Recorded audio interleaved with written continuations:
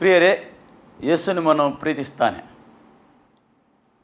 ಇವತ್ತು ನಾವು ಈ ಹೊಸ ಹೆಸರಿನ ಜೀವವಾಣಿ ಈ ಕಾರ್ಯಕ್ರಮದಲ್ಲಿ ನಿಮಗೆಲ್ಲ ಸ್ವಾಗತಿಸ್ತೇನೆ. ಪ್ರಿಯರೇ, ಈ ಕಾರ್ಯಕ್ರಮ ಮುಖಾಂತರ ದೇವರು ನಿಮ್ಮನ್ನು ಆಶೀರ್ವಾದ ಮಾಡಲಿಕ್ಕೆ ಬಯಸ್ತಾನೆ. ದೇವರು ನಿಮ್ಮ ಹತ್ರ ಮಾತಾಡಲಿಕ್ಕೆ ಬಯಸ್ತಾನೆ. ಏಕೆಂದರೆ ದೇವರ ಚಿತ್ತ ಈ ಜೀವವು ಎಲ್ಲರ ಒಳಗೆ ಇರಬೇಕಂತ ದೇವರು ಬಯಸ್ತಾನೆ. ಅದಕ್ಕೋಸ್ಕರ ಈ ಟೈಟಲ್ನ ಹೆಸರು ಜೀವವಾಣಿ ಎಂದು. ಅದಕ್ಕೋಸ್ಕರ ನಾವು ಇವತ್ತು ವಾಕ್ಯ ಭಾಗದ ಹೋಗುವ ಮೊದಲು ನಾವು ಪ್ರಾರ್ಥಿಸುವ. ಪ್ರಾರ್ಥನೆ ಮುಖಾಂತರ ಈ ಕಾರ್ಯಕ್ರಮವನ್ನು ಆರಂಭ ಮಾಡುವ. ನಾವು ಪ್ರೀತಿ ಸ್ವರೂಪನಾದ ತಂದೆಯ ದೇವರೇ, ನಿನಗೆ ಸ್ತೋತ್ರ. ನೀನು ಒಳ್ಳೆಯವನು ಸ್ವಾಮಿ. ಕರ್ತನೇ, ನಾವು ಇರುವುದಾದರೂ ನಿನ್ನ ಕೃಪೆ ಕರ್ತನೇ. ನಿನ್ನ ಮಕ್ಕಳು ಕರ್ತನೇ ಈ ಕಾರ್ಯಕ್ರಮವನ್ನು ನೋಡ್ತಾ ಇದ್ದಾರೆ ಸ್ವಾಮಿ. ನೀನು ಮಾತಾಡು ಇವರ ಹತ್ರ ಕರ್ತನೇ. ನೀನು ಮಾತಾಡಬೇಕು. ನೀನು ಮಾತಾಡುವ ದೇವರಾಗಿದೆ ಸ್ವಾಮಿ. ಈ ಕಾರ್ಯಕ್ರಮ ಮುಖಾಂತರ ಇವರೆಲ್ಲರೂ ಆಶೀರ್ವಾದ ಪಡೆಕೊಳ್ಳಲಿ ಸ್ವಾಮಿ. ಕರ್ತನೇ, ಈ ಕಾರ್ಯಕ್ರಮ ಮುಖಾಂತರ ಇವರ ಪ್ರಶ್ನೆಗೆ ನೀನು ಉತ್ತರ ಕೊಡುವ ದೇವರಾಗಿದೆ ಕರ್ತನೇ. ಇವರ ಸಮಸ್ಯೆಗೆ ನೀನು ಪರಿಹಾರ ಆಗಿದೆ ಕರ್ತನೇ. ಅದಕ್ಕೆ ಸ್ತೋತ್ರ ತಂದೆ. ನೀನು ಒಳ್ಳೆಯವನು. ಯೇಸು ನಾಮದಲ್ಲಿ ತಂದೆ, ಆಮೇನ್. ಇವತ್ತು ನಾವು 2ನೇ ಕೊರಿಂಥರ ಪತ್ರಿಕೆಯಲ್ಲಿ 5:15 ನಿಮ್ಮ ಸತ್ಯವೇದ ಇದ್ದರೆ ನೀವು ತೆಗೆಯಿರಿ. ಅಲ್ಲಿ ದೇವರ ವಾಕ್ಯ ಹೇಳ್ತದೆ, ಜೀವಿಸುವವರು ಇನ್ನು ಮೇಲೆ ತನಗಾಗಿ ಜೀವಿಸದೆ ತನಗೋಸ್ಕರ ಸತ್ತು ಎದ್ದು ಬಂದಾತನಿಗಾಗಿ ಜೀವಿಸಬೇಕೆಂದು ಆತನು ಎಲ್ಲರಿಗೋಸ್ಕರ ಸತ್ತನು. ಪೌಲನು ಈ ರೀತಿ ಬರೆಯುತ್ತಾ ಇದ್ದಾನೆ, ಇನ್ನು ಮೇಲೆ ತನಗಾಗಿ ಜೀವಿಸದೆ ತನಗೋಸ್ಕರ ಸತ್ತು ಎದ್ದು ಬಂದಾತನಿಗೆ. ನಮಗೋಸ್ಕರ ಯಾರು ಸತ್ತು ಎದ್ದು ಬಂದಿದ್ದಾನೆ? ಒಬ್ಬ ಮಾನವನಿಗೋಸ್ಕರ ಪ್ರಿಯರೇ, ಯಾರು ಸಾಯಲಿಕ್ಕೆ ಸಿದ್ಧನಿದ್ದಾನೆ ಈ ಲೋಕದಲ್ಲಿ? ಯಾರು ಸಿದ್ಧ ಇಲ್ಲ. ಒಬ್ಬ ಮಾನವನಿಗೆ ಬದುಕಲಿಕ್ಕೆ ನಿತ್ಯ ಅವನು ಬದುಕಬೇಕಿದ್ದರೆ ಒಬ್ಬನು ಸಾಯಬೇಕಿತ್ತು. ಅಲ್ಲಿ ದೇವರ ವಾಕ್ಯ ಹೇಳ್ತದೆ, ಜೀವಿಸಬೇಕು ಅಂತಲೇ ಆತನು ಎಲ್ಲರಿಗೋಸ್ಕರ ಸತ್ತನು. ಯೇಸು ಕ್ರಿಸ್ತನು ಈ ಲೋಕಕ್ಕೆ ಬಂದು ಎಲ್ಲರಿಗೋಸ್ಕರ, ಈ ಲೋಕದಲ್ಲಿ ಪ್ರಿಯರೇ ಮಾನವನಾಗಿ ಯಾರ್ಯಾರು ಬಂದಿದ್ದಾರೆ, ಇದರ ಮೊದಲು ಇನ್ನು ಬರುವವರು ಎಲ್ಲರಿಗೋಸ್ಕರ, ಎಲ್ಲ ಮಾನವ ಕುಲಗೋಸ್ಕರ, ಜಾತಿ ಕುಲ ಭಾಷೆ ಜನರಿಗೋಸ್ಕರ ಯೇಸು ಕ್ರಿಸ್ತನು ಆ ಶಿಲುಬೆಯಲ್ಲಿ ಸತ್ತಿದ್ದಾನೆ. ತನ್ನ ಪ್ರಾಣವನ್ನು ಆ ಶಿಲುಬೆಯಲ್ಲಿ ಕೊಟ್ಟಿದ್ದಾನೆ. ತನ್ನ ರಕ್ತವನ್ನು ಸುರಿಸಿದ್ದಾನೆ. ಪ್ರಿಯರೇ, ಏಕೆ ಸುರಿಸುವುದು? ಯಾವತ್ತಕ್ಕೋಸ್ಕರ ಸುರಿಸ್ತಾನೋ ರಕ್ತ? ಏಕೆಂದರೆ ಯೇಸು ಕ್ರಿಸ್ತನು ಪರಿಶುದ್ಧನು, ಪಾಪ ಇಲ್ಲದೆ ಅವನು ಹುಟ್ಟಿದ್ದು. ಅವನ ಮುಖಾಂತರನೇ ಈ ಲೋಕ ಆದದ್ದು ಪ್ರಿಯರೇ. ಅವನಿಗೋಸ್ಕರೇ ಈ ಲೋಕ ಮಾಡಿದ್ದು. ಅದಕ್ಕೋಸ್ಕರ ಮಾನವನು ಒಬ್ಬನು ಕೂಡ ನಾಶವಾಗಬಾರದು. ಈಗ ಮಾನವನಿಗೆ ಬಿಡಿಸಬೇಕಾದ್ರೆ ಅಂಧಕಾರ ಶಕ್ತಿಯಿಂದ, ಕತ್ತಲೆಯಿಂದ, ನಿತ್ಯ ಮರಣದಿಂದ ಬಿಡಿಸಬೇಕಾದ್ರೆ ಒಬ್ಬನು ಸಾಯಲೇಬೇಕು. ಯಾರು ಸಾಯಬೇಕು? ಯಾವ ಮಾನವನು? ಪಾಪದಲ್ಲಿ ಹುಟ್ಟಿದ ಮಾನವನು ಸತ್ತರೆ ಏನು ಪ್ರಯೋಜನ ಇಲ್ಲ. ಪಾಪರಹಿತವಾಗಿ ಯಾರು? ಯೇಸು ಕ್ರಿಸ್ತನು. ಯೇಸು ಕ್ರಿಸ್ತನ ರಕ್ತವು ಪಾಪ ಇಲ್ಲದ ರಕ್ತ. ಅದಕ್ಕೋಸ್ಕರ ಎಲ್ಲ ಜಾತಿ ಕುಲ ಭಾಷೆ ಜನರಿಗೋಸ್ಕರ ಯೇಸು ಕ್ರಿಸ್ತನು ತನ್ನ ಪ್ರಾಣವನ್ನು ಕೊಟ್ಟನು. ಆ ಶಿಲುಬೆಯಲ್ಲಿ ಸತ್ತನು, ರಕ್ತವನ್ನು ಸುರಿಸಿದನು, ಕಷ್ಟವನ್ನು ಅನುಭವಿಸಿ ಆ ಶಿಲುಬೆಯಲ್ಲಿ ಸತ್ತನು. ಅದಕ್ಕೆ ಪೌಲನಿಗೆ ಆ ಪ್ರಕಟಣೆ ಸರಿಯಾಗಿ ಗೊತ್ತಾಗಿದೆ. ಯೇಸು ಕ್ರಿಸ್ತನು ಸತ್ತು 3ನೇ ದಿವಸ ಜೀವಂತವಾಗಿದ್ದಾನೆ. ಈ ಪೌಲನಿಗೆ ಚೆನ್ನಾಗಿ ಗೊತ್ತುಂಟು, ಅರಿತಿದ್ದಾನೆ. ಇನ್ನು ಮೇಲೆ ನಾನು ಜೀವಿಸುವುದು ನನಗೋಸ್ಕರ ನಾನು ಜೀವಿಸ್ತಿಲ್ಲ. ನನಗೋಸ್ಕರ ಯಾರು ಈ ಲೋಕದಲ್ಲಿ ಬಂದು ಕಷ್ಟವನ್ನು ಅನುಭವಿಸಿ ಆ ಶಿಲುಬೆಯಲ್ಲಿ ಪ್ರಾಣ ಕೊಟ್ಟಿದ್ದಾನೆ, ಸತ್ತಿದ್ದಾನೆ, ಅವನಿಗೋಸ್ಕರ ನಾನು ಜೀವಿಸ್ತೇನೆ. ಈ ಗುಡ್ ನ್ಯೂಸು, ಈ ಒಳ್ಳೆಯ ಸಂಗತಿ ನಾನು ಇಡೀ ಜಗತ್ತಿಗೆ ಹೇಳ್ತೇನೆ ಎಂದು ಪೌಲನ ಆ ಒಂದು ನಿರ್ಧಾರ. ಪ್ರಿಯರೇ, ಈ ಗುಡ್ ನ್ಯೂಸು ಎಲ್ಲರಿಗೆ ಬೇಕು, ಎಲ್ಲ ಮಾನವ ಕುಲಕ್ಕೆ ಬೇಕು ಇದು. ಏಕೆಂದರೆ ಎಲ್ಲರಿಗೆ ಯೇಸು ಬೇಕು. ಯೇಸು ಯಾವ ಧರ್ಮ ಮಾಡಲಿಕ್ಕೆ ಬರಲಿಲ್ಲ. ಯೇಸು ಬಂದದ್ದು ನಾವು ಅನ್ಯೋನ್ಯತೆಯಲ್ಲಿ ಇರಬೇಕು, ನಾವು ರಿಲೇಷನ್ಶಿಪ್ಪಲ್ಲಿ ಇರಬೇಕೆಂದು ಯೇಸು ಈ ಲೋಕಕ್ಕೆ ಬಂದದ್ದು. ಪ್ರಿಯರೇ, ಮಾನವನಿಗೆ ನಿತ್ಯ ಮರಣದಿಂದ ಬದುಕಿಸಲಿಕ್ಕೆ ಬೇರೆ ಮಾರ್ಗ ಇರಲಿಲ್ಲ. ದೇವರ ಹತ್ರ ಬೇರೆ ಮಾರ್ಗವೇ ಇಲ್ಲ. ಏಕೆಂದರೆ ಮಾನವನು ಈ ಲೋಕದಲ್ಲಿ ಶರೀರದಲ್ಲಿ ಮಾಡಿದ್ದಾನೆ, ಪಾಪ ಮಾಡುತ್ತಾ ಇದ್ದಾನೆ, ಹುಟ್ಟುತ್ತಾ ಇದ್ದಾನೆ. ಅದಕ್ಕೋಸ್ಕರ ಅವನಿಗೆ ಆ ಅಂಧಕಾರ ಶಕ್ತಿಯಿಂದ ಬಿಡುಗಡೆ ಮಾಡಬೇಕಾದರೆ ದೇವರ ವಾಕ್ಯ ಹೇಳ್ತದೆ, ದೇವರು ಆತ್ಮಸ್ವರೂಪಿಯಾಗಿದ್ದಾನೆ. ಮಾನವನಿಗೆ ಕೂಡ ಆತ್ಮಸ್ವರೂಪಿಯಾಗಿ ಈ ಲೋಕದಲ್ಲಿ ಸೃಷ್ಟಿಸಿದ್ದಾನೆ. ಆದರೆ ಈ ಲೋಕದಲ್ಲಿ ಇರಬೇಕಾದರೆ ಮಾನವನಿಗೆ ಒಂದು ಶರೀರ ಬೇಕು. ಈ ಶರೀರವು ಪ್ರಿಯರೇ ಈ ಮಣ್ಣಿನಿಂದ ಮಾಡಿದ್ದು ಶರೀರ. ಈ ಮಣ್ಣಿನಿಂದ ಮಾಡಿದ ಈ ಶರೀರದ ಒಳಗೆ ಅವನಿದ್ದಾನೆ. ಯಾರು? ದೇವರ ಆತ್ಮ ಉಂಟು. ದೇವರು ಹೇಗಿದ್ದಾನೆ ಅದೇ ರೀತಿಯಲ್ಲಿ ಒಳಗಿದ್ದಾನೆ. ಆದರೆ ಮಾನವನು ಮಾಡಿದ ಪಾಪದ ಸಂಬಳ ಮರಣ, ನಿತ್ಯ ಮರಣ. ಅದಕ್ಕೋಸ್ಕರ ಅದು ಬಿಡುಗಡೆ ಮಾಡಬೇಕು. ಮಾನವನಿಗೆ ಅದರಿಂದ ಬಿಡುಗಡೆ ಮಾಡಬೇಕೆಂದು ದೇವರು ತನ್ನ ಮಗನಿಗೆ ಕಳಿಸಿದನು ಈ ಲೋಕಕ್ಕೆ. ಶರೀರಧಾರಿಯಾಗಿ ಈ ಲೋಕಕ್ಕೆ ಬಂದವನು. ಏಕೆಂದರೆ ಶರೀರದಲ್ಲಿ ಮಾಡಿದ ಪಾಪವು ಶರೀರದಲ್ಲೇ ಪಾಪ ಪರಿಹಾರ ಆಗಬೇಕು. ಅದಕ್ಕೋಸ್ಕರ ಯೇಸು ಎಲ್ಲರಿಗೋಸ್ಕರ, ಎಲ್ಲ ಜಾತಿ ಕುಲ ಭಾಷೆಯ ಜನರಿಗೋಸ್ಕರ ಆ ಶಿಲುಬೆಯಲ್ಲಿ ಸತ್ತಿದ್ದಾನೆ. ಏಕೆಂದರೆ ಎಲ್ಲರ ಪಾಪ ಎಲ್ಲರ ಶಾಪವನ್ನು ತನ್ನ ಮೇಲೆ ಹೊತ್ತುಕೊಂಡು ಶಿಲುಬೆಗೆ ಜಡಿದು ಸತ್ತು ಹೂಣಲ್ಪಟ್ಟು ಮೂರನೇ ದಿವಸ ಯೇಸು ಕ್ರಿಸ್ತನು ಜೀವಂತವಾಗಿದ್ದಾನೆ. ಈ ನೀವು ಸಂದೇಶ ಕೇಳ್ತಾ ಇದ್ದೀರಿ, ಇದು ಜೀವಂತ ದೇವರ ಸಂದೇಶವಾಗಿದೆ. ಯೇಸು ಜೀವಂತವಾಗಿದ್ದಾನೆ, ಜೀವಿಸ್ತಾ ಇದ್ದಾನೆ. ಈ ವಾಕ್ಯದಲ್ಲಿ ಜೀವ ಉಂಟು. ಅದಕ್ಕೋಸ್ಕರ ನನಗೋಸ್ಕರ ನಾನು ಜೀವಿಸ್ತಿಲ್ಲ, ಯಾರು ನನಗೋಸ್ಕರ ಸತ್ತಿದ್ದಾನೆ ಅವನಿಗೋಸ್ಕರ ನಾನು ಜೀವಿಸ್ತೇನೆ. ಪ್ರಿಯರಿ, ಇನ್ನೊಂದು ವಾಕ್ಯವನ್ನು ತೆಗೆಯುವ. ಮೊದಲನೇ ಕೊರಿಂಥಿಗರ ಪತ್ರಿಕೆಯಲ್ಲಿ 8:6, ನಮಗಾದರೂ ಒಬ್ಬನು ದೇವರಿದ್ದಾನೆ, ಆತನು ತಂದೆಯಿಂದ ಬಂದಾತನೇ. ಆತನು ಸಮಸ್ತಕ್ಕೂ ಮೂಲ ಕಾರಣನು, ನಾವು ಆತನಿಗಾಗಿ ಉಂಟಾದೆವು ಮತ್ತು ನಮಗೆ ಒಬ್ಬನೇ ಕರ್ತ, ಆತನು ಯೇಸು ಕ್ರಿಸ್ತನೇ. ಆತನ ಮುಖಾಂತರ ಸಮಸ್ತವು ಉಂಟಾಯಿತು.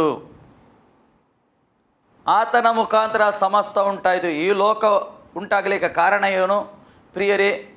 ಯೇಸುನ ಮುಖಾಂತರ. ಯೇಸುಗಾಗಿ ಲೋಕ ಮಾಡಿತು. ತಂದೆ ಆದ ದೇವರು, ಈ ಸೃಷ್ಟಿಕರ್ತನು ಯೇಸುಗೋಸ್ಕರ ಈ ಲೋಕ ಮಾಡಿದ್ದು ಪ್ರಿಯರೇ. ಅದಕ್ಕೋಸ್ಕರ ನಾವು ಈ ಲೋಕದಲ್ಲಿ ಜೀವಿಸ್ತಾ ಇದ್ದೇವೆ. ಜೀವಿಸಲಿಕ್ಕೆ ನಮಗೆ ಏನು ಬೇಕು ಈ ಲೋಕದಲ್ಲಿ ಜೀವಿಸಲಿಕ್ಕೆ ಎಲ್ಲವನ್ನು ದೇವರು ಕೊಟ್ಟಿದ್ದಾನೆ. ಎಲ್ಲವನ್ನು ಯಾರ್ಯಾರು ಎಲ್ಲೆಲ್ಲಿ ಇರಬೇಕು, ಎಲ್ಲಿ ಹೋಗಬೇಕು ಎಲ್ಲ ತಂದೆಗೆ ಗೊತ್ತುಂಟು.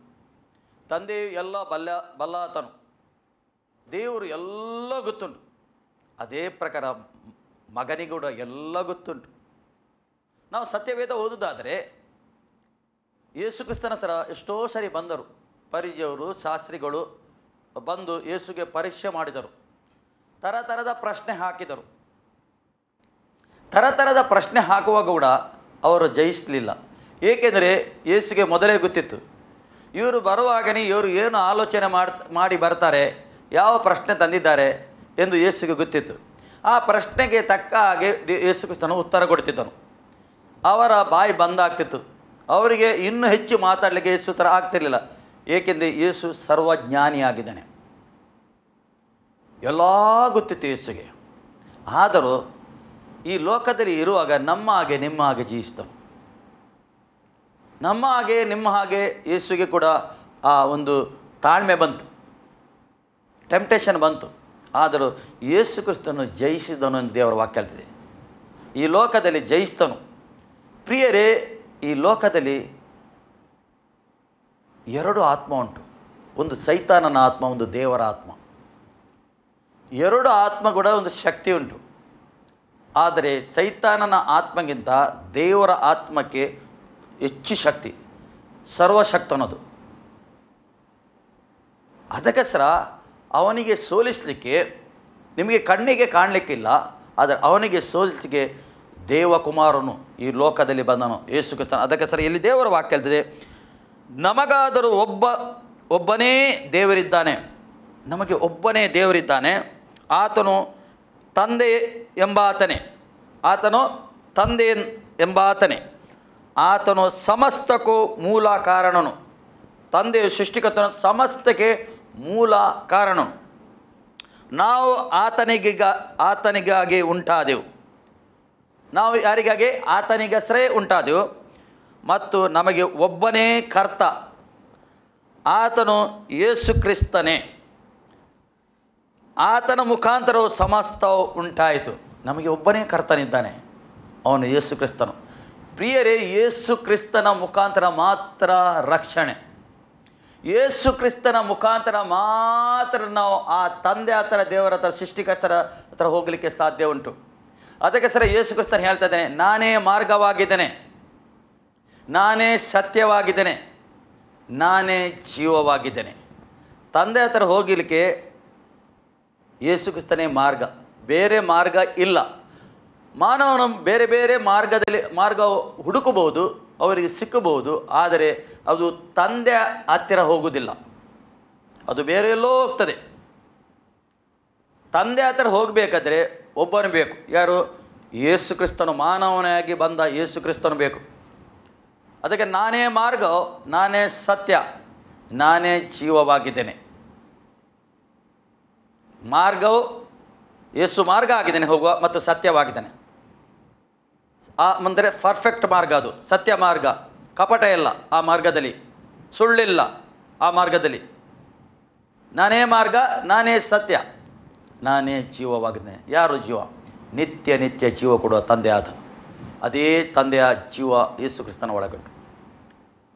ನಿತ್ಯ ನಿತ್ಯ ಜೀವ. ಪ್ರಿಯರೇ, ಸತ್ಯವೇದ ಎಷ್ಟೋ ಸರಿ ನಮಗೆ ಬರೆಯಲ್ಪಟ್ಟಿದೆ. ನಿತ್ಯ ಜೀವ ಉಂಟು, ನಿತ್ಯ ನಿತ್ಯ ನಾವು ಜೀವಿಸ್ತೇವೆ. ಆದರೆ ಈ ಲೋಕದಲ್ಲಿ ಇರುವಾಗ ನಾವು ಆ ನಿತ್ಯ ಜೀವ ಪಡೆಕೊಳ್ಳಬೇಕಾದರೆ ನಾವು ಈ ಶರೀರದಲ್ಲಿ ಇರುವಾಗಲೇ ಪಡೆಕೊಳ್ಳಬೇಕು. ಶರೀರ ಬಿಟ್ಟ ನಂತರ ನಾವು ಪಡೆಕೊಳ್ತೇವೆ ಅಂದರೆ ಆಗುವುದಿಲ್ಲ, ಸಾಧ್ಯನಿಲ್ಲ. ಶರೀರ ಬಿಟ್ಟ ನಂತರ ನಾವು ನಿತ್ಯ ಜೀವ ಪಡ್ಕೊಳ್ಳಿಕ್ಕೆ ಆಗೋದಿಲ್ಲ. ಈಗ ಪಡ್ಕೊಳ್ಳಬೇಕು. ಈಗ ನಾವು ಪಡ್ಕೊಂಡರೆ ಆ ನಿತ್ಯ ಜೀವಕ್ಕೆ ಸೇರುತ್ತೆ, ಇಲ್ಲದಿದೆ ನಿತ್ಯ ನರಕ. ಪ್ರಿಯರೇ, ಒಂದು ವೇಳೆ ನರಕ ಇಲ್ಲದಿದ್ದರೆ ಆ ಬೆಂಕಿ ಕೆರೆ, ಅದು ಭಯಂಕರ ಕಾರ್ಗತ್ತಲೆ, ಅದು ಇಲ್ಲದಿದ್ದರೆ ಯೇಸುವಿಗೆ ಈ ಲೋಕಕ್ಕೆ ಬರುವ ಅಗತ್ಯ ಇರಲಿಲ್ಲ, ಅಗತ್ಯನೇ ಇರಲಿಲ್ಲ. ಅದು ಉಂಟೆಂದು ಯೇಸುವಿಗೆ ಗೊತ್ತುಂಟು. ಅದರಿಂದ ಮಾನವನಿಗೆ ಬಿಡುಗಡೆ ಮಾಡಬೇಕೆಂದು ಆತನೇ ಸ್ವತಃ ಮಾನವನಾಗಿ ಬಂದ. ಮಾನವನು ಶರೀರದಲ್ಲಿ ಮಾಡಿದ ಪಾಪದಿಂದ ಬಿಡುಗಡೆ ಮಾಡಲಿಕ್ಕೆ ಶರೀರಧಾರಿಯಾಗಿ ಬಂದು,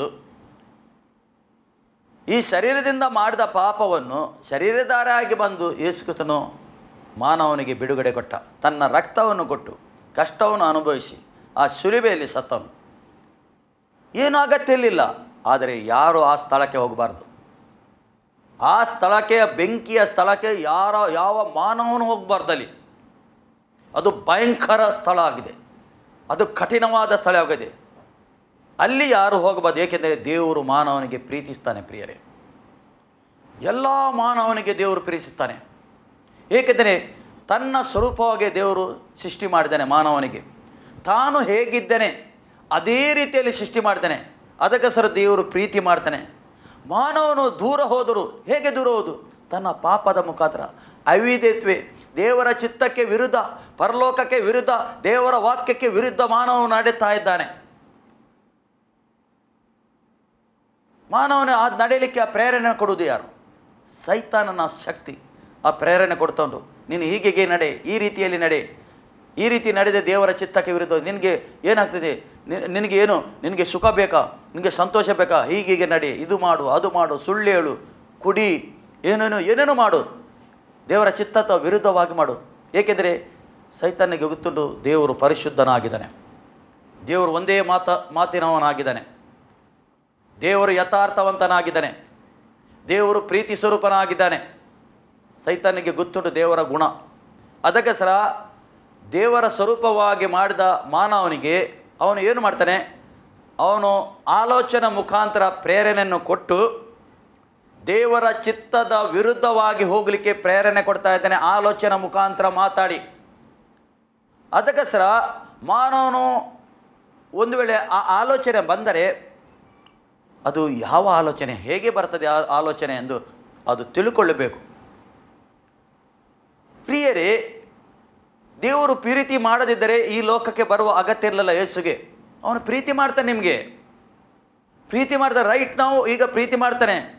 ಪ್ರಿಯರೇ, ನೀವು ಕಾಯಿಲೆಯಲ್ಲಿ ಇರುವುದು, ನೀವು ಸಮಸ್ಯೆಯಲ್ಲಿ ಇರುವುದು, ಕೊರತೆಯಲ್ಲಿದ್ದು, ಚಿಂತೆಯಲ್ಲಿರುವುದು, ಅಸಮಾಧಾನದಲ್ಲಿ ಇರುವುದು, ಅದು ದೇವರ ಚಿತ್ತ ಅಲ್ಲ. ದೇವರ ಚಿತ್ತ ಅಲ್ಲ ಅದು. ಮಾನವನು ಸಮಾಧಾನದಲ್ಲಿ ಇರಬೇಕು, ಸಂತೋಷದಲ್ಲಿ ಇರಬೇಕು, ಆನಂದದಲ್ಲಿ ಇರಬೇಕು, ಈ ಲೋಕದಲ್ಲಿ ಸುಖ ಸಂತೋಷದಲ್ಲಿ ಇರಬೇಕು, ದೇವರ ಚಿತ್ತವಾಗಿದೆ.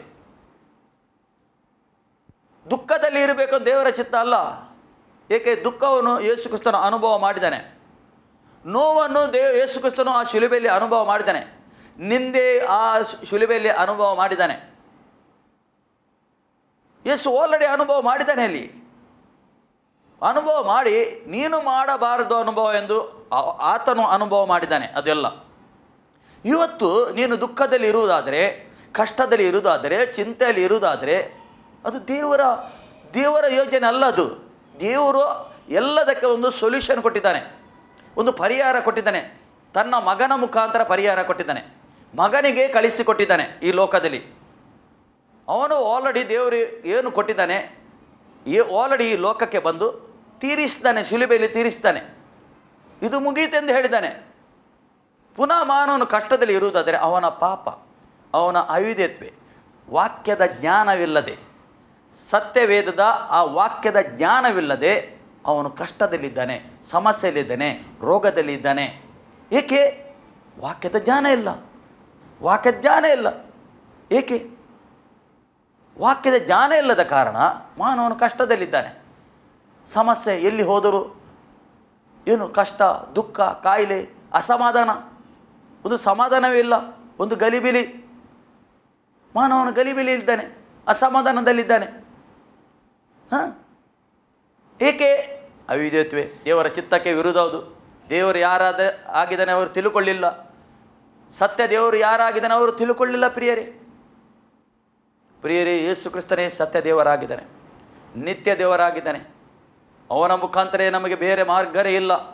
ಅವನ ಮುಖಾಂತರವೇ ನಮಗೆ ಹೋಗಬೇಕು, ಬೇರೆ ಮಾರ್ಗನೇ ಇಲ್ಲ. ಈಗ ನಾವು ಇನ್ನೊಂದು ವಾಕ್ಯವನ್ನು ತೆಗೆಯುವ. ಕೊರಿಂಥೀಯರ ಪತ್ರಿಕೆಯಲ್ಲಿ ಒಂದು ನಿಮ್ಮ ಸತ್ಯವೇದ ಇದ್ದರೆ 13ರಿಂದ ಸ್ವಲ್ಪ ಧ್ಯಾನಿಸುವ. ನನ್ನ ಕೆಲಸವು ಇತರ ಜನಗಳಲ್ಲಿ ಸಫಲವಾದಂತೆ ನಿಮ್ಮಲ್ಲಿಯೂ ಸಫಲವಾಯಿತೆಂದು ನೀವು ನಿಮ್ಮ ಬಳಿಗೆ ಬರುವುದಕ್ಕೆ ಅನೇಕ ವಾರ್ತಿ ಮನಸ್ಸು ಇದ್ದಾಗಲೂ ಅಡ್ಡಿಯಾಯಿತೆಂದು ನಿಮಗೆ ತಿಳಿಯಬೇಕೆಂದು ನನ್ನ ಅಪೇಕ್ಷೆ. ಇಲ್ಲಿ ನಾವು 18ಗೆ ಹೋಗುವ. 18 ಮುಂದೆ, ದುಷ್ಟತ್ವವನ್ನು ನಡೆಸಿ ಸತ್ಯವನ್ನು ಅಣಗಿಸುವರಾದ ಮನುಷ್ಯರ ಎಲ್ಲ ವಿಧವಾದ ಭಕ್ತಿಹೀನತೆ ಮೇಲೂ ದುಷ್ಟತನದ ಮೇಲೂ ದೇವರ ಕೋಪವು ಪರಲೋಕದಿಂದ ತೋರಿ ಬರುತ್ತದೆ. ಪರಲೋಕದಿಂದ ತೋರಿ ಬರ್ತದೆ. ಇಲ್ಲಿ ದೇವರ ವಾಕ್ಯ ಹೇಳ್ತದೆ. ಏಕೆ? ಮಾನವನು ಮಾಡಿದ ದುಷ್ಟತನ, ಕೆಟ್ಟತನ, ದೇವರ ಚಿತ್ತಕ್ಕೆ ವಿರುದ್ಧ ದೇವರ ಕೋಪ ಇಳಿದು ಬರ್ತದೆ. ದೇವರ ವಾಕ್ಯ ಹೇಳ್ತದೆ. ಪುನಃ ಅಲ್ಲಿ ದೇವರ ವಾಕ್ಯ ಹೇಳ್ತದೆ, ಕೋಪ ತೋರ್ಬರ್ತದೆ. ಯಾಕೆಂದರೆ ದೇವರ ವಿಷಯವಾಗಿ ತಿಳಿಯಬಹುದಾದಿತ್ತು. ಮಾನವನು ಆ ದೇವರ ವಿಷಯದಲ್ಲಿ, ಸತ್ಯ ದೇವರ ವಿಷಯದಲ್ಲಿ ತಿಳಿಯಬಹುದಿತ್ತು. ಅವನ ಮನಸ್ಸಿಗೆ ಸ್ಪಷ್ಟವಾಗಿ ತಿಳಿದಿದೆ. ಒಬ್ಬ ದೇವರಿದ್ದಾನೆಂದು ತಿಳಿದಿದೆ. ಮಾನವನಿಗೆ ಒಬ್ಬನಿದ್ದಾನೆ, ಈ ಸೃಷ್ಟಿಕರ್ತನು ಇದ್ದಾನೆ ಎಂಬುದು ತಿಳಿದಿದೆ. ಅದನ್ನು ಅವರಿಗೆ ದೇವರೇ ಸ್ಪಷ್ಟವಾಗಿ ತಿಳಿಸಿದ್ದಾನೆ. ಒಬ್ಬ ದೇವರಿದ್ದಾನೆಂದು ತಿಳಿಸಿದ್ದಾನೆ. ಹೇಗೆಂದರೆ ಕಣ್ಣಿಗೆ ಕಾಣದಿರುವ ಆತನ ಗುಣಲಕ್ಷಣ. ಮಾನವನ ಈ ಕಣ್ಣಿಗೆ ಕಾಣದ ಒಂದು ಗುಣಲಕ್ಷಣ, ದೇವರ ಗುಣ, ದೇವರಿಗೊಂದು ಗುಣ ಉಂಟು ಪ್ರಿಯರೇ. ಗುಣಲಕ್ಷಣಗಳು ಅಂದರೆ ಆತನ ನಿತ್ಯ ಶಕ್ತಿಯು, ದೈವತ್ವವು ಜಗದುತ್ಪತ್ತಿ ಮೊದಲುಗೊಂಡು ಆತನು ಮಾಡಿದ ಸೃಷ್ಟಿಗಳ ಮೂಲಕ ಬುದ್ಧಿಗೆ ಗೊತ್ತಾಗಿ ಬರುತ್ತವೆ. ಆತನ ನೋಡಿ, ದೇವರ ವಾಕ್ಯ ಹೇಳ್ತದೆ, ಆತನ ಗುಣಲಕ್ಷಣ ಅಂದರೆ ಆತನ ನಿತ್ಯ ಶಕ್ತಿ. ನಿತ್ಯ ಶಕ್ತಿ ಅಲ್ಲಿ ದೇವರು ಹೇಳ್ತದೆ, ಆತನ ನಿತ್ಯ ಶಕ್ತಿಯು ದೈವತ್ವವು ಜಗದುತ್ಪತ್ತಿ ಮೊದಲುಗೊಂಡು ಆತನು ಮಾಡಿದ ಸೃಷ್ಟಿಗಳ ಮೂಲಕ ಬುದ್ಧಿಗೆ ಗೊತ್ತಾಗಿ ಕಾಣಬರುತ್ತದೆ. ಹೀಗಿರುವುದರಿಂದ ಅವರು ಉತ್ತರವಿಲ್ಲದವರಾಗಿದ್ದಾರೆ. ಎಷ್ಟೋ ಮಂದಿಗೆ ಉತ್ತರವೇ ಇಲ್ಲ. ಪ್ರಾರ್ಥನೆ ಮಾಡ್ತಾರೆ, ಉತ್ತರ ಇಲ್ಲ. ಎಲ್ಲೆಲ್ಲಿ ಹುಡುಕೊಂಡು ಹೋಗ್ತಾರೆ, ಉತ್ತರ ಇಲ್ಲ. ಏಕೆಂದರೆ ನಿತ್ಯ ದೇವರನ್ನು ಕಂಡುಕೊಂಡಿಲ್ಲ. ದೇವರ ಯಾರಾಗಿದ್ದಾನೆ, ನಿತ್ಯ ದೇವರು ಯಾರಾಗಿದ್ದಾನೆ, ಸತ್ಯ ದೇವರು ಯಾರಾಗಿದ್ದಾನೆ, ಆ ಶಕ್ತಿವಂತನು ಯಾರಾಗಿದ್ದಾನೆ ಅವರು ಕಂಡುಕೊಳ್ಳಿಲ್ಲ. ದೇವರು ಮಾನವನಿಗೆ ಪ್ರಿಯರೇ ಬುದ್ಧಿ ಕೊಟ್ಟಿದ್ದಾನೆ, ಒಳ್ಳೆಯದರ ಕೆಟ್ಟದರ ಬುದ್ಧಿ ಕೊಟ್ಟಿದ್ದಾನೆ. ಅವನು ಚೂಸ್ ಮಾಡ್ಬೋದು, ಆರಿಸಬಹುದು ಅಂತ ಬುದ್ಧಿ ಕೊಟ್ಟಿದ್ದಾನೆ. ಆದರೂ ಮಾನವನು ಏನು ಮಾಡ್ತಾನೆ, ಅಲ್ಲಿ ಮುಂದೆ ಹೋದ ನಾವು. ಯಾಕೆಂದರೆ ದೇವರ ವಿಷಯವಾಗಿ ಅವರಿಗೆ ತಿಳುವಳಿಕೆ ಇದ್ದರೂ ಅವರು ಆತನನ್ನು ದೇವರೆಂದು ಘನಪಡಿಸಲಿಲ್ಲ. ದೇವರ ವಿಷಯದಲ್ಲಿ ತಿಳುವಳಿಕೆ ಉಂಟು. ಎಲ್ಲ ಮಾನವನಿಗೆ ಒಂದು ತಿಳುವಳಿಕೆ, ದೇವರಿದ್ದಾನೆ, ಒಬ್ಬನಿದ್ದಾನೆ. ಆದರೆ ಆತನನ್ನು ಘನಪಡಿಸಲಿಲ್ಲ. ಆತನ ವಿಷಯದಲ್ಲಿ ಅರಿವೇ ಆಗಲಿಲ್ಲ ಅವರಿಗೆ, ಮಾನವನಿಗೆ. ಆತನಿಂದ ಅವರು ದೂರ ಇದ್ದಾರೆ. ಆತನಿಂದ ಅವರು ದೂರ ಇದ್ದಾರೆ, ಅರಿಯೇ ಆಗಲಿಲ್ಲ. ನೋಡಿ, ದೇವರಿದ್ದಾನೆ ಎಂದು ಎಲ್ಲ ಮಾನವನಿಗೆ ಗೊತ್ತುಂಟು. ಯಾರು ದೇವರು? ಯಾವ ದೇವರು? ಜೀವಿಸುವ ದೇವರು, ಸತ್ತವನಲ್ಲ. ನಮ್ಮ ದೇವರು ಸತ್ತ ದೇವರಲ್ಲ, ಸತ್ತು ಜೀವಂತವಾಗಿ ಎದ್ದ ದೇವರಾಗಿದ್ದಾನೆ. ಸತ್ತು ಜೀವಿತವಾಗಿ ಎದ್ದಿದ್ದಾನೆ ಆ ದೇವರು. ನಿತ್ಯ ಜೀವಿಸೋದು. ಇನ್ನು ಮುಂದೆ ಸಾಯೋನೇ ಅಲ್ಲ. ಇನ್ನು ಮುಂದೆ ಯಾರ್ಯಾರು ನಂಬುತ್ತಾರೆ, ಆತನನ್ನು ಯಾರ್ಯಾರು ನಂಬುತ್ತಾರೆ ಅವರಿಗೆ ನಿತ್ಯ ಜೀವ ಉಂಟು. ಯೇಸು ತನ್ನ ಸ್ವಂತ ರಕ್ಷಕನೊಂದು ಯಾರ್ಯಾರು ಸ್ವೀಕಾರ ಮಾಡ್ತಾರೆ ಹೃದಯದಲ್ಲಿ ಪಶ್ಚಾತ್ತಾಪಪಟ್ಟು, ನಾನು ಪಾಪಿಯಾಗಿದ್ದೇನೆ ಒಂದು, ನಾನು ದೇವರ ಮುಂದೆ ನಿಲ್ಲಕ್ಕೆ ಯೋಗ್ಯನಲ್ಲ, ನಾನೊಂದು ಪಾಪಿ ಎಂದು ನೀನು ಅರಿತು ನಿನ್ನನ್ನು ಪಶ್ಚಾತ್ತಾಪಪಟ್ಟು ನನಗೆ ಒಬ್ಬ ರಕ್ಷಕನು ಬೇಕು, ನನ್ನ ಪಾಪ ಪರಿಹಾರ ಆಗಬೇಕು ಎಂದು ನೀನು ತಿಳಿದು ಪಶ್ಚಾತ್ತಾಪಪಟ್ಟು ಯೇಸುವಿನ ಹತ್ತಿರ ಬಂದಿದ್ದಾರೆ, ಯೇಸುವಿನ ಸ್ವಂತ ರಕ್ಷಕನೆಂದು ನೀನು ಸ್ವೀಕಾರ ಮಾಡಿದರೆ ಖಂಡಿತ ನಿನಗೆ ರಕ್ಷಣೆ ಉಂಟು. ಏಕೆಂದರೆ ಯೇಸು ನಿನ್ನನ್ನು ಪ್ರೀತಿಸ್ತಾನೆ. ಯೇಸು ತಳ್ಳಿ ಬಿಡುವ ದೇವರಲ್ಲ. ಅಲ್ಲ, ನೀನು ಪಾಪ ಮಾಡಿದೆ, ತುಂಬ ನೀನು ಯೋಗ್ಯನೆಲ್ಲ ಹಾಗೆ ಅಲ್ಲ. ಯೇಸು ನಿಮ್ಮನ್ನು ಪ್ರೀತಿಸ್ತಾನೆ. ಯೇಸು ಪಾಪಿಗಸ್ರ ಈ ಲೋಕದಲ್ಲಿ ಬಂದನು, ಪಾಪಿ ಜನರಿಗಸ್ರ ಬಂದನು, ಒಳ್ಳೆಯವರಿಗಸ್ರ ಅಲ್ಲ. ನೀತಿವಂತರಾಗಿಸ್ರ ಲೋಕದಲ್ಲಿ ಯೇಸು ಬರಲಿಲ್ಲ, ಪಾಪಿಗಸ್ರ ಬಂದದ್ದು. ಪಾಪಿ ಜನರಿಗೋಸ್ಕರ ಯೇಸು ಕ್ರಿಸ್ತನು ಈ ಲೋಕಕ್ಕೆ ಬಂದದ್ದು, ಆತನು ಬದುಕಬೇಕೆಂದು. ಏಕೆಂದರೆ ಯೇಸು ಪ್ರೀತಿ ಮಾಡ್ತಾನೆ. ಏಕೆಂದರೆ ಯೇಸು ಪ್ರೀತಿ ಸ್ವರೂಪನಾಗಿದ್ದಾನೆ. ಪ್ರಿಯರೇ, ಆತನ ಗುಣಲಕ್ಷಣ, ಆತನಲ್ಲಿ ಗುಣ ಇತ್ತು. ಒಬ್ಬ ಮಾನವ ಹತ್ರ ಆತನ ಗುಣ ಇರಬೇಕು, ಪ್ರೀತಿ ಇರಬೇಕು, ಕರುಣೆ, ಆತನ ದಯೆ, ತಾಳ್ಮೆ ಅವನು ತಿಳಿದರೆ ಆತನ ಗುಣ ಅದು, ಆತನಿಂದ ಬಂದ ಗುಣ ಅದು. ಆತನು ಪ್ರೀತಿಸ್ತಾನೆ, ನಿಮ್ಮನ್ನು ಪ್ರೀತಿಸ್ತಾನೆ. ನೀವು ಎಷ್ಟು ಕೆಟ್ಟದಿದ್ದರೂ ಆತ ನಿಮ್ಮನ್ನು ಪ್ರೀತಿಸ್ತಾನೆ. ಬಾ ಮಗಳೇ, ಬಾ ಮಗನೇ, ನೀನು ಕಷ್ಟದಲ್ಲಿದ್ಯೋ, ಸಮಸ್ಯೆಯಲ್ಲಿದ್ದೋ, ದಾರಿ ತಪ್ಪಿದ್ಯೋ, ನೀನು ನನ್ನಲ್ಲಿ ಬಾ, ನನ್ನಲ್ಲಿ ಬಾ. ಯೇಸು ಹೇಳ್ತಾನೆ, ನನ್ನಲ್ಲಿ ಬನ್ನಿರಿ, ಕುಡಿಯಿರಿ, ಜೀವಕರವಾದ ನೀರು ನಾನು ಕೊಡ್ತೇನೆ. ಜೀವಕರವಾದ ನೀರು ನಾನು ಕೊಡ್ತೇನೆ. ಯೇಸು ಹೇಳ್ತಾನೆ, ನಾನು ಕೊಡುವ ನೀರು ನಿತ್ಯ ಜೀವಿಸಲಿಕ್ಕೆ ಆಗ್ತದೆ, ಎಂದಿಗೂ ಬಾಯಾರಿಕೆ ಆಗುವುದಿಲ್ಲ. ಯೇಸು ಹೇಳ್ತಾನೆ, ನಾನು ಕೊಡುವ ನೀರು ನೀನು ಕುಡಿದರೆ ಎಂದಿಗೂ ನಿನಗೆ ಬಾಯಾರಿಕೆ ಆಗುವುದೇ ಇಲ್ಲ ಹೇಳ್ತಾನೆ. ಖಂಡಿತವಾಗಿ ಎಂದಿಗೂ ಬಾಯಾರಿಕೆ. ಯೇಸುವಿನ ಹತ್ತಿರ ಬಂದವರಿಗೆ ಯಾವುದಕ್ಕೆ ಕಮ್ಮಿ ಇಲ್ಲ. ಏಕೆಂದರೆ ಅವನು ನಿತ್ಯ ಜೀವವಾಗಿದ್ದಾನೆ. ಸಮಾಧಾನ, ಎಷ್ಟು ಲೋಕದಲ್ಲಿ ಇವತ್ತು ಸಮಾಧಾನ ಇಲ್ಲದೆ ಜನರು ಇದ್ದಾರೆ. ಯೇಸು ಹೇಳ್ತಾನೆ, ಮಗಳೇ, ನಿನಗೆ ಸಮಾಧಾನ ಇಲ್ಲ, ನನ್ನಲ್ಲಿ ಬಾ, ನನ್ನಲ್ಲಿ ಬಾ. ನೀನು ಕಷ್ಟದಲ್ಲಿದ್ದೇವೆ, ನನ್ನಲ್ಲಿ ಬಾ. ನೀನು ಸಮಸ್ಯೆಯಲ್ಲಿದ್ದ ನನ್ನಲ್ಲಿ ಬಾ, ಕೊರತೆಯಲ್ಲಿದ್ದ ನನ್ನಲ್ಲಿ ಬಾ. ಯೇಸು ಕರೆಯುತ್ತಾ ಇದ್ದಾನೆ, ಯೇಸು ಕರೆಯುತ್ತಾನೆ. ಯೇಸು ತಳ್ಳಿ ಬಿಡುವ ದೇವರಲ್ಲ. ಅಲ್ಲ ನೀನು ಒಳ್ಳೆಯ ತೊಳೆದು ಸ್ನಾನ ಮಾಡಿ ಬಾ, ಹಾಗೆ ಹೇಳುವುದಿಲ್ಲ. ನೀನು ಯಾವ ಸ್ಥಿತಿಯಲ್ಲಿದ್ದಿ, ಯಾವ ಸಮಸ್ಯೆಯಲ್ಲಿ, ಅದೇ ರೀತಿ ನನ್ನ ಹತ್ತಿರ ಬಾ ಅಂತ ಹೇಳ್ತಾನೆ. ಕೊಳ್ತಾನೆ. ಮಗಳೇ ಕೂಗಬೇಡ, ಯಾರು ಬಿಡೋರು, ನಾನು ನಿನಗೆ ಕೈ ಬಿಡುವುದಿಲ್ಲ, ನಾನು ನಿನ್ನನ್ನು ತೊಲಗುವುದಿಲ್ಲ, ನಾನು ನನ್ನನ್ನು ಪ್ರೀತಿ ಮಾಡ್ತೇನೆ, ಏಕೆಂದರೆ ಇದೇ ಕೈಯಲ್ಲಿ ನಿನ್ನನ್ನು ರೂಪಿಸಿದ್ದೇನೆ. ನೀನು ಎಣಿಸ್ತಾ ಇಲ್ಲ ನಾನು ಒಂದು ತಂದೆ ತಾಯಿಗೆ ಹುಟ್ಟಿದ್ದೇನೆ. ನೀನು ತಂದೆ ತಾಯಿಗೆ ಹುಟ್ಟುವಂಥ ಮೊದಲೇ ದೇವರಿಗೆ ಗೊತ್ತುಂಟು. ನೀನು ಈ ಲೋಕದಲ್ಲಿ ಬರ್ತಿ, ನಿನ್ನ ಹೆಸರೆಂಥದ್ದು, ಎಷ್ಟು ಸಮಯ ನೀನು ಜೀವಿಸ್ತಿ, ಹೇಗೆ ರೂಪ ಇರ್ತದೆ ನಿನ್ನದು ಈ ಲೋಕದಲ್ಲಿ, ಎಲ್ಲಿ ಬದುಕುತ್ತೀನಿ, ಎಲ್ಲಿ ಇರ್ತೀವಿ, ಯಾವ ಕೆಲಸ ಮಾಡ್ತಿ, ಹೇಗೆ ಜೀವಿಸ್ತಿ ಈ ಲೋಕದಲ್ಲಿ, ಯಾವ ಬಟ್ಟೆ ಹಾಕ್ತಿ, ಎಲ್ಲ ದೇವರಿಗೆ ಗೊತ್ತುಂಟು, ಎಲ್ಲ ಗೊತ್ತುಂಟು. ಅಲ್ಲ ನಾವು ಈ ಪರಿಸ್ಥಿತಿಯಲ್ಲಿದ್ದೇನೆ, ಈ ಕಷ್ಟದ ದೇವರಿಗೆ ಗೊತ್ತಿಲ್ಲವ? ದೇವರಿಗೆ ಚೆನ್ನಾಗಿ ಗೊತ್ತುಂಟು. ಅದಕ್ಕೆ ದೇವರು ಬಯಸ್ತಾನೆ, ನನ್ನ ಹತ್ತಿರ ಬಾ, ನೀನು ನನಗೆ ಬೇಕು, ಮಗಳೇ ನೀನು ಬೇಕು, ಮಗನೇ ನೀನು ನನಗೆ ಬೇಕು, ನೀನಿಲ್ಲದೆ ನಾನು ಕೂಡ ಜೀವಿಸ್ಲಿಕ್ಕೆ ನನಗೆ ಆಗುವುದಿಲ್ಲ, ಒಬ್ಬನಿಗೆ ನೀನು ಬೇಕು ನನಗೆ. ದೇವರಿಗೆ ಕೂಡ ನೀವು ಬೇಕು ಪ್ರಿಯರೇ, ಏಕೆಂದರೆ ತನ್ನ ಸ್ವರೂಪವಾಗಿ ಸೃಷ್ಟಿ ಮಾಡ್ತಾನೆ. ನೀವು ಬೇಕು ದೇವರಿಗೆ. ಹೇಗೆ ನೀವು ದೇವರನ್ನು ಹುಡುಕುತ್ತಾ ಇದ್ದೀರಿ, ಹಾಗೆ ದೇವರು ನಿಮ್ಮನ್ನು ಕಷ್ಟದ ಇದ್ದದನ್ನು, ನೀವು ಸಮಸ್ಯೆಯಲ್ಲಿ ಇದ್ದದನ್ನು ದೇವರು ನೋಡ್ತಾ ಇದ್ದಾನೆ. ಮಗಳೇ ಬಾ, ನನ್ನ ಹತ್ತಿರ ಬಾ. ಅತ್ತ ಓಡಬೇಡ, ಅಲ್ಲಿ ಓಡಬೇಡ. ಜೀವ ನಿನಗಸರ ಯಾರು ಜೀವ ಕೊಟ್ಟಿದ್ದಾನೆ, ಜೀವ ಕೊಟ್ಟು 3ನೇ ದಿವಸ ಜೀವಂತ ಎದ್ದಿದ್ದಾನೆ, ಅವನೇ ಹಿಂದೆ ಬಾ, ಅವನಲ್ಲಿ ಬಂದರೆ ನಿನ್ನ ಸಮಸ್ಯೆಗೆ ಪರಿಹಾರ ಉಂಟು. ಆತನಲ್ಲಿ ಬಂದರೆ ನಿನ್ನ ಸಮಸ್ಯೆಗೆ ಪರಿಹಾರ ಉಂಟು. ಇವತ್ತು ಬೇರೆ ಎಲ್ಲ ಹೋದರೂ ಪರಿಹಾರ ಇಲ್ಲ. ಬೇರೆ ಎಲ್ಲಿದ್ದರೂ ಗಲಿಬಿಲಿ, ಲೋಕದಲ್ಲಿ ಗಲಿಬಿಲಿ, ಕಷ್ಟ, ಸಂಕಟ.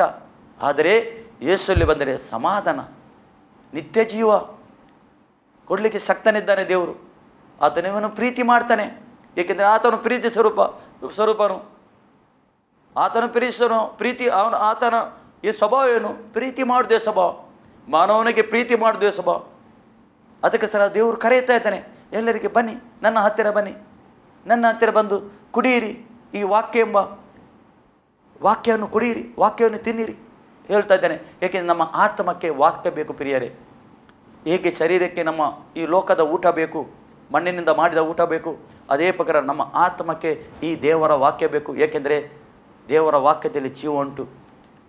ಆ ಜೀವ ಯೇಸು ಕ್ರಿಸ್ತನಾಗಿದ್ದಾನೆ ಪ್ರಿಯರೇ. ಅದಕ್ಕೆ ಸರ ನಿಮ್ಮ ಹತ್ರ ಮಾತಾಡ್ತಾ ಇದ್ದಾನೆ. ನೀನು ದಾರಿ ತಪ್ಪಿದವನು ಆಗಿದ್ದೀಯೋ, ದಾರಿ ಸರಿಬೇಕಾದರೆ ಯೇಸು ನಿನ್ನನ್ನು ಕರೆಯುತ್ತಾನೆ. ಸರಿಯಾದ ದಾರಿ ಯೇಸುವೇ ಆಗಿದ್ದಾನೆ, ಸರಿಯಾದ ಮಾರ್ಗ ಯೇಸುವೇ ಆಗಿದ್ದಾನೆ.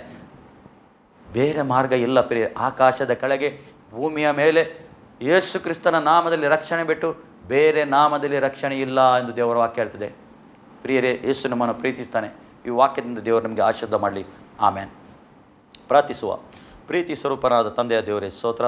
ನಿನ್ನ ಕೃಪೆ, ನಿನ್ನ ಕರುಣೆ, ನಿನ್ನ ದಯಕ್ಕಾಗಿ ಸ್ತೋತ್ರ ಸ್ವಾಮಿ. ನಿನ್ನ ಮಕ್ಕಳ ತ ನೀನು ಮಾತಾಡಿದಿ ಸ್ವಾಮಿ. ಇವರ ಒಳಗೆ ನಿನ್ನ ಬೆಳಕು ಹೋದಕ್ಕೆ ಸ್ತೋತ್ರ ಕರ್ತನೆ. ವಾಕ್ಯ ಬೆಳಕು ಹೋದಕ್ಕೆ ಸ್ತೋತ್ರ. ಎಲ್ಲ ಬಂಧನೋ ಈ ಸಮಯದಲ್ಲಿ ಮುರಿಯಲ್ಪಡಲಿ ಕರ್ತನೆ. ಯೇಸು ನಾಮೇ ಮುರಿಯುತ್ತೇನೆ ಕರ್ತನೆ ಸ್ವಾಮಿ. ಎಲ್ಲ ಕಷ್ಟದಲ್ಲಿ ಇದ್ದವರಿಗೆ, ಕಾಯಿಲೆಯಲ್ಲಿ ಇದ್ದವರಿಗೆ ಇದೇ ಸಮಯದಲ್ಲಿ ಪರಿಶುದ್ಧ ಆತ್ಮ ನೀನು ಮುಟ್ಟಬೇಕಂತ ಪ್ರಾರ್ಥನೆ. ಸ್ಕಿನ್ ಡಿಸೀಸ್ ಇದ್ದವರಿಗೆ ದೇವರು ಮುಟ್ಟುತ್ತಾ ಇದ್ದಾನೆ. ಸ್ಕಿನ್ ಡಿಸೀಸ್ ಇದ್ದವರಿಗೆ, ಶರೀರದಲ್ಲಿ ಸ್ಕಿನ್ ಡಿಸೀಸ್ ಉಂಟು, ಅವರಿಗೆ ದೇವರು ಈ ಸಮಯದಲ್ಲಿ ಮುಟ್ಟುತ್ತಾ ಇದ್ದಾನೆ. ದೇವರ ಶಕ್ತಿ ಮುಟ್ಟುತ್ತಾ ಉಂಟು. ಅದು ಕ್ಲೀನ್ ಆಗ್ತಾ ಉಂಟು, ಸರಿ ಆಗ್ತಾ ಉಂಟು. ನಿಮ್ಮ ಸ್ಕಿನ್ ಡಿಸೀಸ್ ಸರಿ ಆಗ್ತಾ ಉಂಟು. Thank you Jesus. Thank you ತಂದೆಯನಿಗೆ ಸ್ತೋತ್ರ ಸ್ವಾಮಿ. Thank you Jesus. ನಿಮ್ಮ ಕೆಳಗೆ ನೋವು ಇದ್ದದ್ದು, ಆ ಗಂಟಿನ ಕೆಳಗೆ ಪಾದ ಉಂಟಲ್ಲ, ಅದರ ರೈಟ್ ಸೈಡ್ ಕಾಲಲ್ಲಿ, ಆ ಕಾಲಲ್ಲಿ ದೇವರು ಗುಣಪಡಿಸ್ತಾ ಇದ್ದಾನೆ. ಈ ಸಮಯದಲ್ಲಿ ನಿಮಗೆ ಗುಣ ಮಾಡ್ತಾ ಆ ಭಾಗದಲ್ಲಿ ಮುಟ್ಟುತ್ತಾ ಇದ್ದಾನೆ. Thank you Jesus. ತಂದೆಯನಿಗೆ ಸ್ತೋತ್ರ ಕರ್ತನೆ. ಈ ರೀತಿ ಇವರಿಗೆ ಮುಟ್ಟಿದ್ದಕ್ಕೆ ಸ್ತೋತ್ರ ಸ್ವಾಮಿ. ಹೋಗುವಾಗ ಬರುವಾಗ ಕಾಪಾಡು, ಕೆಡುಕನಿಂದ ಇವರಿಗೆ ತಪ್ಪಿಸಬೇಕೆಂದು ನಾನು ಪ್ರಾರ್ಥಿಸ್ತೇನೆ ಕರ್ತನೆ. ನಿನ್ನ ಹಸ್ತವು ಇವರ ಮೇಲೆ ಇಳಿದು ಬರಬೇಕೆಂದು ನಾನು ಪ್ರಾರ್ಥಿಸ್ತೇನೆ ಕರ್ತನೆ. ಇಳಿದು ಬರಲಿ ಕರ್ತನೆ. ನಿನ್ನ ಶಾಂತಿ, ನಿನ್ನ ಸಮಾಧಾನ ಪಡಗೊಳ್ಳಲಿ. ನಿನ್ನ ನಿತ್ಯ ಜೀವವನ್ನು ಕರ್ತನೆ, ಆ ಜೀವವಾಣಿಯನ್ನು ಇವರು ಕರ್ತನೆ ಹೊಂದಲಿ ಕರ್ತನೆ. ತಂದೆಯನಿಗೆ ಸ್ತೋತ್ರ. ನಾವು ಪ್ರಾರ್ಥನೆ ಕೇಳಿದ್ದಕ್ಕೆ ಸತ ಉತ್ತರ ಕೊಟ್ಟಿದ್ದಕ್ಕೆ ಎಲ್ಲ ಘನಮಾನ ನಿನಗೆ ಒಬ್ಬನಿಗೆ ಸಲ್ತ ಯೇಸು ನಾಮದಲ್ಲಿ ಪ್ರಾರ್ಥನೆ ಆಮೇಲೆ. ಈ ಕಾರ್ಯಕ್ರಮ ನೋಡಿಕೆ ದೇವರು ಒಳ್ಳೆಯದು ಮಾಡಲಿ. ಇದರ ಕೆಳಗೆ ನಂಬರ್ ಬರ್ತದೆ, ನಿಮಗೆ ಬೇಕಾದ್ರೆ ನಮಗೆ ಸಂಪರ್ಕ ಮಾಡಬೇಕಾದ್ರೆ ಅದರ ನಂಬರ್ ಉಂಟು, ಹೆಸರುಂಟು, ನೀವು ಸಂಪರ್ಕ ಮಾಡ್ಬೋದು. ಹೆಚ್ಚಿನ ನಿಮಗೆ ಏನಾದರೂ ಸತ್ಯವೇದದ ಮಾಹಿತಿ ಬೇಕಾದರೆ ನಮಗೆ ಕರೆ ಮಾಡ್ಬೋದು. ಆಮೇಲೆ